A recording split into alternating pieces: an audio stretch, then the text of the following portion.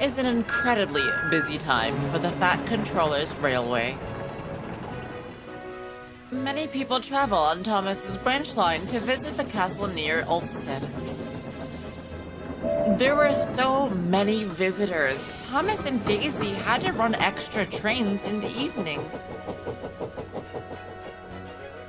I saw a whole throng of them walking near the tramway. Toby told the others. I don't think the buses can handle them all. Thomas agreed, just as Bertie goes out of service, too. What does it matter where they go? Once they're off, they're not our concern. And we're not their concern either.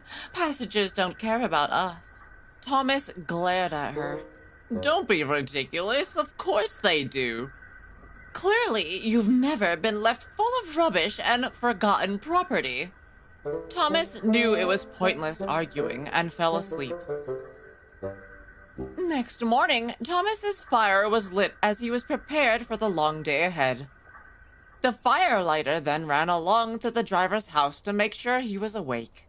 Glancing through an upstairs window, he saw a light was already on and assumed the driver was awake.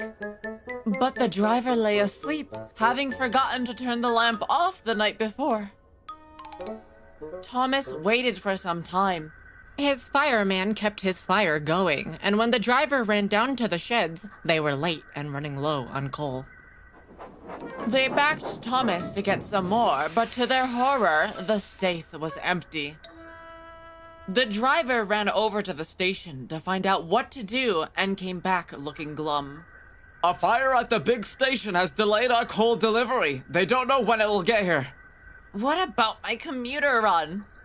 Daisy's already left, so we'll just have to get as far as possible with what we have left. Hurry now, time is not on our side. Thomas quickly rushed over to the platform to find the passengers already waiting. His driver made an announcement to them all.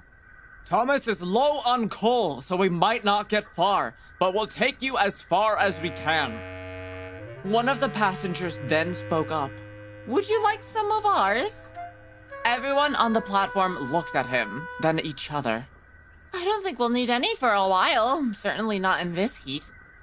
They all agreed. The sun was already beating down on them. Neither Thomas, his driver, or fireman knew what to say, but they didn't need to say anything.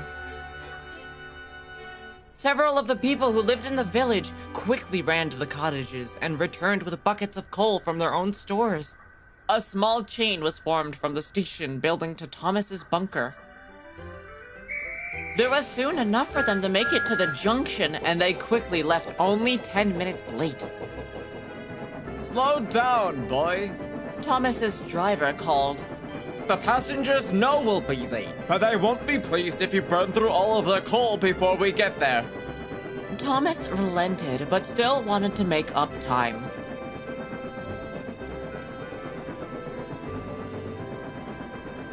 At the junction, they met up with Percy, who, to everyone's delight, had coal for the sheds in tow.